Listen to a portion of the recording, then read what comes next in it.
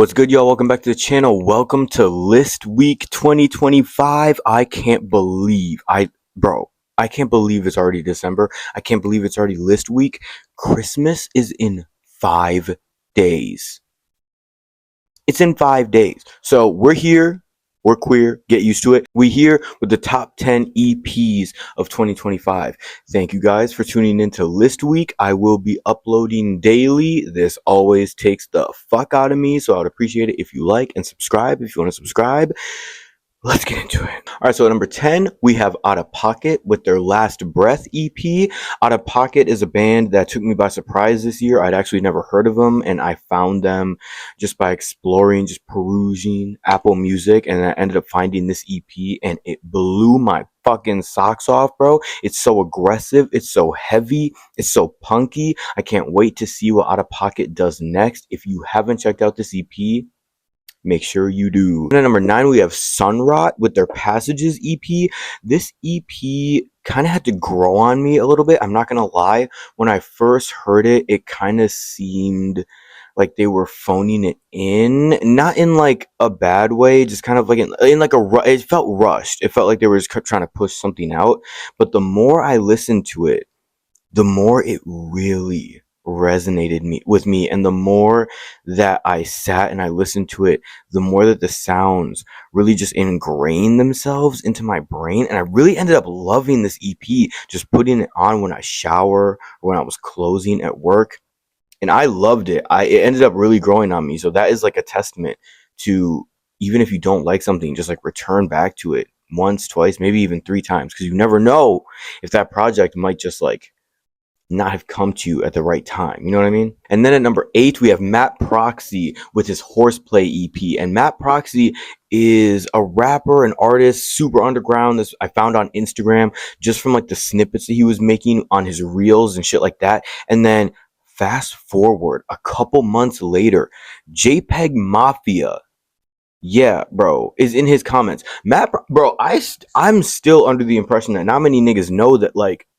Peggy produced for this nigga. Like, he has like a couple songs that are produced by Peggy, and I was really excited to see his growth and how far he's come as an artist just over the past year, and how experimental he is, and how much fun he's having with his music. Just genuinely seems like he's just having fun as an artist, and that just is so great to see.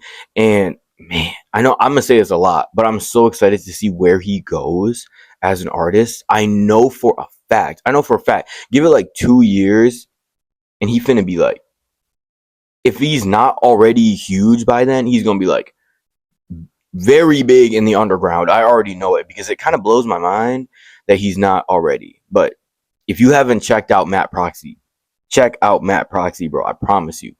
And then at number 7, we have A Suture Kit with their demo EP. A Suture Kit is a hardcore metalcore band fronted by none other than NASCAR Aloe, which is crazy, because every single time I would listen to NASCAR Aloe, I would be like, why is this nigga not in a hardcore band? Like, why is he not doing hardcore vocals? This nigga can low-key scream for real. So hearing him finally embrace that sound on A Suture Kit, this demo is crazy. It's crazy. Very reminiscent of like See You Space Cowboy, the Tony Danza Tap Dance Extravaganza, like crazy hardcore bands like that really just like threw everything at the wall and didn't give a fuck. That's really what this reminds me of. It really takes me back to that like early 2000s, even before that like clean and crisp 2010 sound that ended up coming out in like hardcore, post-hardcore, metalcore. This is like really throwing it back to that OG sound, and I love it. I fucking love it. It's so great, and I can't wait to see what they do as a band. I am so excited for the album. Give me the album, and come to the Midwest, bro. Y'all playing us, man. Come to the Midwest, please. And then at number 6, we have Yeet with his Dangerous Summer EP. This is leading up to his Dangerous Life album, I'm pretty sure is what it's called. I'm not sure. I low-key forgot because it's been so long. But this EP, bro, if the album is anything like this EP, I'm sat. I'm there. I'm ready. This is probably one of my favorite projects from Yeet, besides like his original work, because like For a while, he kind of lost me. I'm not gonna lie. I love the 2093, and I love all his projects. I'm not gonna lie. Yeet is one of my favorite rappers. Obviously, if you know me, you know this. Yeet is one of my favorite rappers right now, especially in the mainstream. But he was kind of losing me a little bit. He was trying to starting to sound a little samey to me, and I feel like this. He really goes back to his roots. Really goes back to that sound that made Yeet Yeet. You know, he put the bells in there again, and there are a lot of things that, like I said, I was kind of growing out of when it comes to Yeet. And then he comes out with this project, and it's like it's so mature. It's like it's such a perfect mixture of his more mature sound, which is more original style, and it's just it's perfect. It's perfect. I love this album so much, this EP so much, and I can't wait for the album, especially if it's gonna sound like this. Like I said before, bro, I'm set. Up next, we have Frost Children with their Bound to You EP. This one is hard for me because I loved this EP. This EP was so good. Every song, 10. Like, I loved every track on here. And it was on repeat for like a month. And it was amazing. And not gonna lie, this EP, if you know, you know. But if this EP was put together as like a group of singles, these were all released as singles and then like put together as an EP prior to the record. So I was really excited to hear what the record had to offer after hearing this EP, and it didn't really follow up for me. You know what I'm saying? I feel like this EP was kind of full of all the good songs that were on that album. And I know you got the Kim Petras song on the album and all that shit, but it just did not hit for me the way the EP did. And this EP really just like stood out to me, and I really loved all the sounds that they had on here, and just like this is really just what I wanted to hear from Frost Children. And I feel like on the album they kind of just fell flat. However, really good on this EP. Really good on this EP. So if you haven't checked out the album, I would low-key just check out the EP. I'm not going to lie. Obviously, check out the album and form your own opinion. But for me, the EP really has the standout songs. Like I said, in my opinion. And then number 4, we have X Weapon X with their Weapon X Demo 2. This is a side project for Brian Garris, and I'm pretty sure someone else from Knocked Loose is in this band as well. But this is a Knocked Loose adjacent straight edge hardcore band. This is their Demo 2, and it is crushing. It is crushing. It's heavy as fuck. I love Brian's vocals on here. I love all the vocals on here. I really love just how pummeling and how unforgiving this record is. It's so good, and it's just so raw. Again, really taking it back to that old hardcore sound. I love that we're returning to form. I really was not here for that super crisp, clean sounding direction that hardcore was going in. So it's awesome to see bands like X Weapon X and Suture Kit to go back to that original sound. This is great.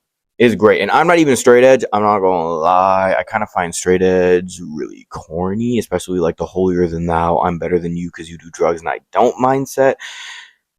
But this is just too good. It's just too good to not appreciate it. Plus, I give credit where credit is due, man, and all the credit is due to X Weapon X. They really came through on this demo too, and I am so excited. I'm so excited to see what they're doing next. Holy shit. Please give me the album. Give me the album. And at number 3, we have Speed with All My Angels. This is barely an EP, but I'm counting it because Speed is fucking goated. Speed would actually be in that umbrella of hardcore bands that are super clean, super polished, super well produced and stuff like that. However, they just do it all right. It sounds amazing. I love Speed. Dude, oh my god. Like, I genuinely can't get enough of this band. These Aussies, I don't know what they're putting in the water over there. Bro, they just keep getting better.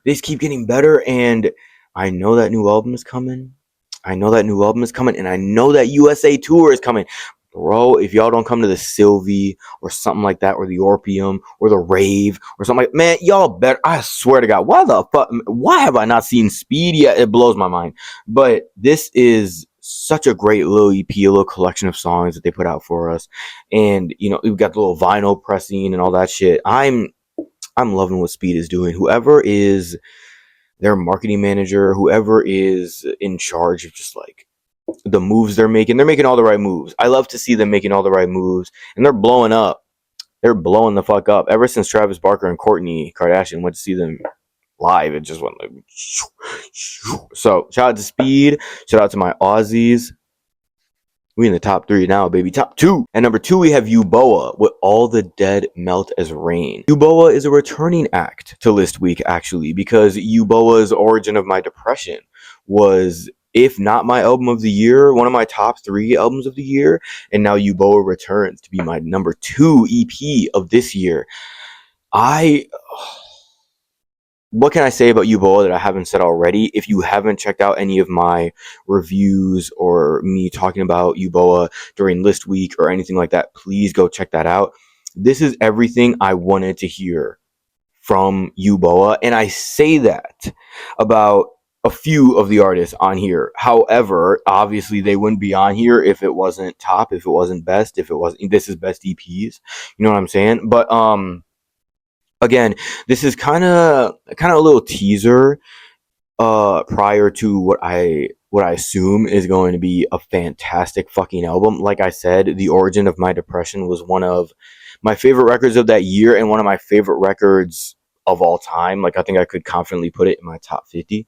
So, God, just seeing Uboa come back with this surprised me, first of all, because I didn't know it was coming. I actually didn't know it had come out. I was just listening to their music and just ended up finding this, and God, it's so good. It's so good, and it just shot right up to number 2.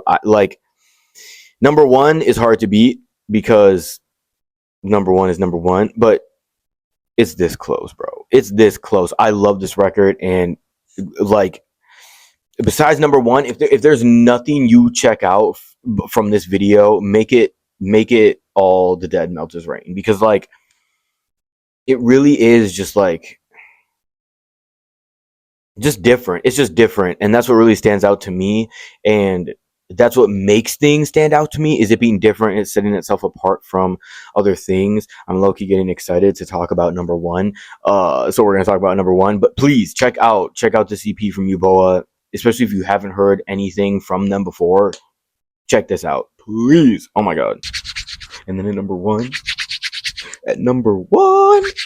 oh my God, I'm excited as fuck. I love this project so much. I'm hard as a brick right now, dog. I'm hard as a brick right now, gang. At number 1, we have Ethel Cain with Perverts. Fuck, dude. Oh my fucking God. This record, oh my God. This record, first of all, I was not expecting this. I knew that Ethel Cain could go in this direction, and I always wanted her to. I always wanted her to go in a more noisy, more experimental, more off the wall direction, because fuck these new fans. I'm sorry. A dog, I hate to be a gatekeeper. I hate to be one of those people. I hate to be that bitch. But these new Ethel Cain fans, they don't know, bruh. They don't fucking know. And that little rant that Ethel Cain went on prior to releasing this record, then after releasing this record, about how she felt afraid to release vulnerable music because everything is a fucking joke to everyone nowadays. Preach, queen. Like, what the fuck? These fucking idiots don't even know what real art is. Like, I'm sorry. Oh my God. I promised I wouldn't be like that. But this, oh my God. This is Ethel Cain's best project. I feel like Ethel Cain put everything, oh my God, bro, put everything into this. This is like, I would listen to Ethel Cain's music prior to this, and I would be like, damn, I just wish she would do this. Damn, I wish, man, if she just did this too. I know she can do this. She be into this. So I know she could sprinkle a little bit of this in there. It's all in here. It's all in here. And it was on repeat for so long. It still is.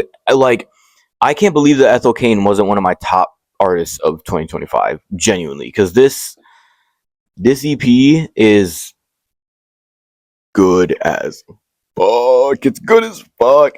And as an Ethel Cain fan, I need a whole album of this. This is a long ass EP. This is basically an album. Let's be real. But man, Oh, I love this. I love this. And I love when artists completely subvert their fan base, when their fan base thinks that they're going in one direction, think they're getting more accessible, and they just say, fuck it.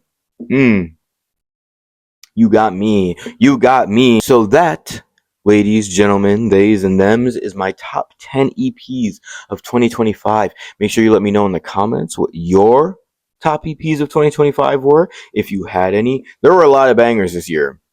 There were a lot of bangers this year. A lot that should have made this list. I probably should have made like an honorable mentions or something, but this video is already long as fuck. List week videos are all long as fuck. So I love you guys. I will see you guys in the next one. List week. One video down. Daily uploads. Like, subscribe, hit the bell so you don't miss anything. I love you. Fuck off. Keep you on my head like a government chip. I walk the mile, but I run this.